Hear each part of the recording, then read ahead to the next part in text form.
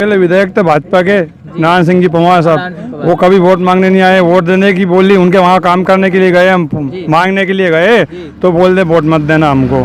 अब क्यों आ रहा है हमारे क्षेत्र में वोट?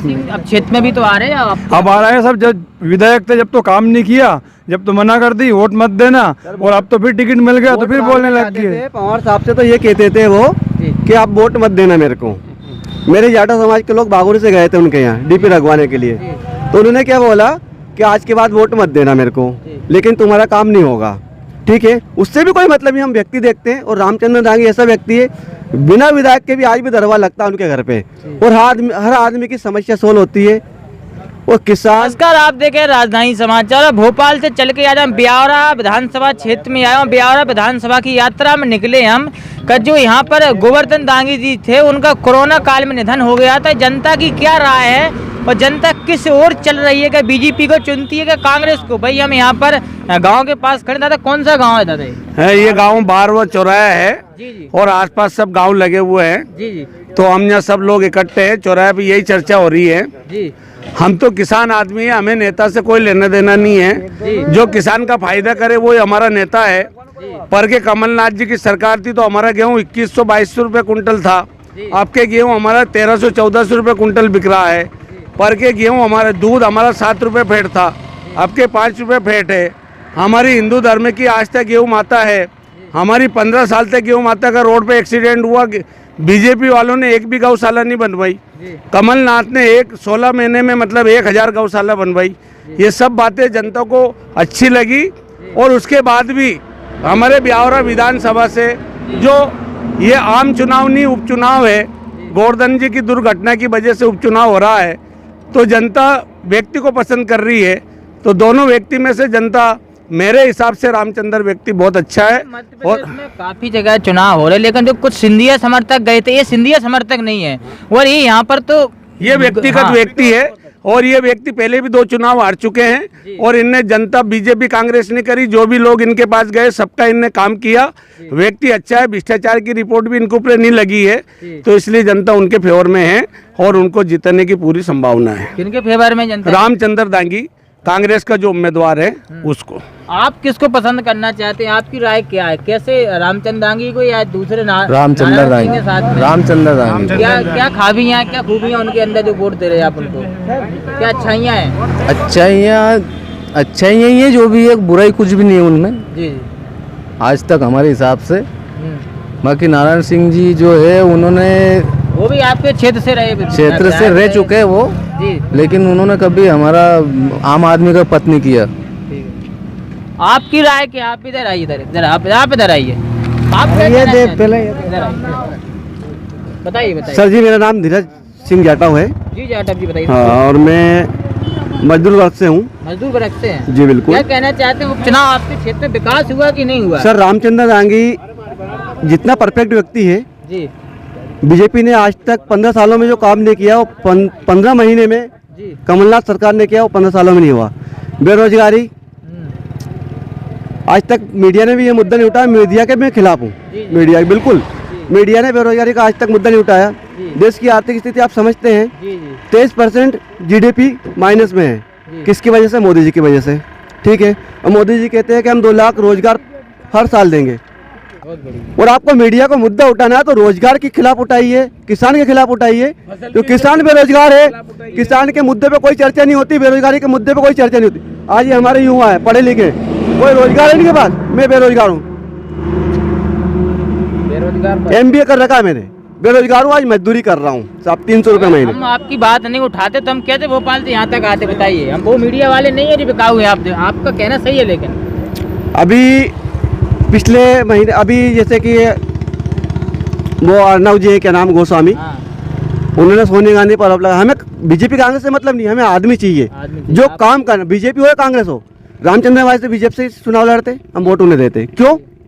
कि आदमी लायक है। व्यक्ति को देखते हैं, पार्टी को देखते हैं? नहीं सर, व्यक्ति को देखते हैं। हमारे क्षेत्र का विकास चाहिए हमें, और रोजगार चाहिए हम बेरोजगारों को, और किसानों का अपना खाद भी समय पे मिल जाए, ऐसी सरकार चाहते हैं। और मामा सरकार में व्यापम घोटाला हुआ, डंपर घोटाले हुए।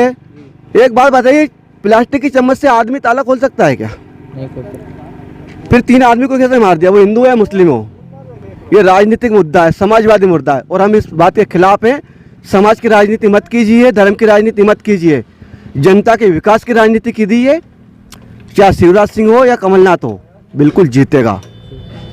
और भी लोग खड़े हैं, आप भी इधर आ जाइए। आप भी घूम रहे हैं कुर्ता पैजामा पहन के, क्या नेताजी जी हैं? सर नहीं, नेताजी बताइए, आम कार्यकर्ता भी है, नेतागिरी भी करते, ऐसी कोई बात नहीं। समाज सेवी कहाँ रहते, कैसे? मैं सर शिवदांगी हूँ और पास में गांव है मेरा बारवा। क्या राय चल रही, क्या चर्चा चल रही क्षेत्र में सर इस बार मतलब ठीक, मतलब इस बार जनता जैसे कि गौशाला के नाम पर, वृद्धा पेंशन के नाम पर, किसान कर्ज माफी के नाम पर, इसके नाम पर जनता यहाँ की वोट करेगी।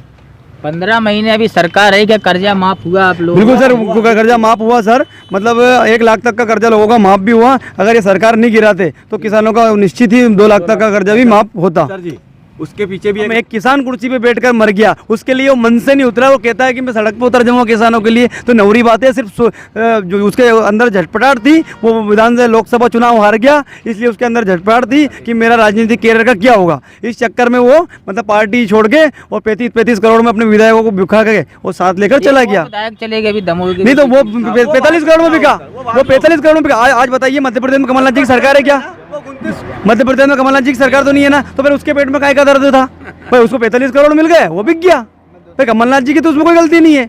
और आप भी युवा इधर आइए, आप भी बेरोजगार हैं, क्या कहना है बेरोजगारियों के लिए? क्या सर मैं ये कहना चाहता हूँ, पहले तो कि सिंधिया जी उस टाइम पे बोल रहे थे 2 लाख के लिए उतर रहा हूँ मैं, किसानों की जनता की नहीं सुन रहे कमलनाथ जी। अब क्यों नहीं बोल रहे? बीजेपी में चले गए, अब बोले ना मैं 2 लाख माफ करूंगा, कुछ तो नहीं बोल रहे। सब जुमलेबाजी है सर, ये तो सब अपनी कुर्सी के लिए करते हैं, सब जो करते हैं। और शिवराज जी बोलते हैं हम रोजगार देंगे, कहाँ दिए? आ गए आपके क्षेत्र में, अब क्या राय है, कहाँ? हम कांग्रेस को वोट करेंगे सर।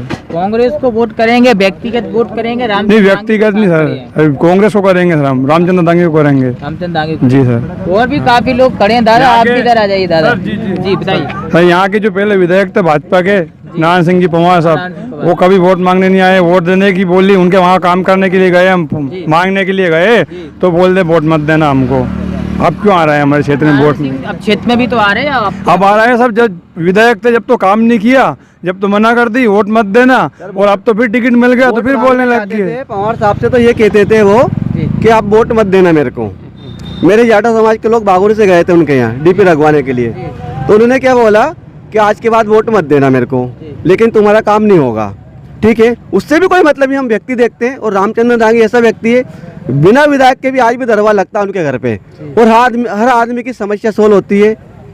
और किसान मजदूर कोई भी चला जाए, हर आदमी की समस्या। और आप लोग भी कुछ कहना चाहते हैं, आ सकते हैं, जो भी आप राय बताएं। आप तो पूरे कांग्रेस के कार्यकर्ता ही हैं, तो आपसे क्या पूछे? आप तो वैसे रामचंद्र जी का दांगी का नाम। हाँ, रामचंद्र दांगी जी का कह रहा हूँ मैं जी, कि कोई भी विधायक बनना चाहिए ब्यावरा से। चुनाव प्रचार प्रसार चल रहा है बढ़िया? हाँ बढ़िया चल रहा है। क्षेत्र में क्या लहर बन रही? कहाँ अच्छी कांग्रेस की बन रही, कांग्रेस की। दांगी जी जीतेगा, रामचंद्र दांगी जी। इधर तो एक भी बीजेपी के कोई दिख ही नहीं रहे यहाँ। नहीं रहेगा ही नहीं, कांग्रेस ही जीतेगी। पूरे कांग्रेस ही खड़े हैं, सबका कांग्रेसी कार्यकर्ता खड़े हैं कि कांग्रेस? कांग्रेस है ना, पूरे कांग्रेस। किसान है, कांग्रेस है।